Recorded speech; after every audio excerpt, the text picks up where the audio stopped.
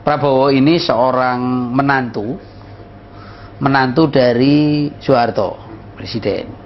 Dan dia boleh dikata adalah orang berusia termuda yang sampai kepada pangkat jenderal di dalam sejarah Indonesia, orang yang paling cepat. Dan memang karir dia panjang di Special Force ya, baik itu operasi-operasi di Timur, operasi-operasi di Irian, operasi di Aceh. Tapi memang jejaknya memang cukup berdarah ya, dari operasi-operasi itu cukup keras di berbagai tempat.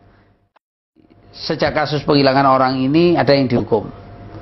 Pertama dari Special Force ya, dari Kopassus.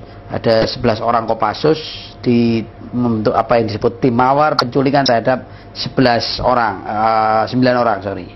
Tapi sebetulnya ini hanya scapegoat ya, ini kambing hitam karena mereka hanya pelaku operator di bawah, bukan pengambil decision untuk melakukan penculikan.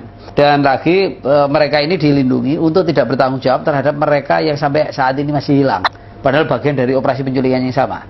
Jadi mereka hanya dihukum karena menahan orang yang awalnya diculik kemudian sudah dilepaskan, ada 9 orang. Itu prosesnya.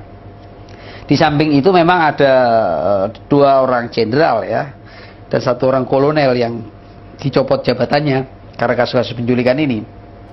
Letnan Jenderal Prabowo itu Pangkostrat, kemudian Muhdi itu Komandan Jenderal Kopassus, kemudian juga Kolonel Khairawan itu dari Komandan Grup 4 Kopassus. Tapi mereka hanya, kalau Prabowo hanya dicopot jabatan dan dipensiun percepat, sementara yang 2 ini hanya dicopot jabatan tanpa prosesi hukum. Itu yang terjadi. Dan jadi boleh dikata dalam kasus penculikan ini, substansi pelaku itu belum terjangkau. Motif penculikan masih dilihat sebagai individu-individu, bukan bagaimana rezim ini mempertahankan kekuasaan. Jadi kalaupun ada orang dihukum, tapi sebenarnya ini bukan satu proses hukuman yang benar itu. Cuman ini karena tekanan begitu besar dari masyarakat sehingga harus diakomodasi sebatas yang mungkin oleh militer dianggap aman bagi dirinya.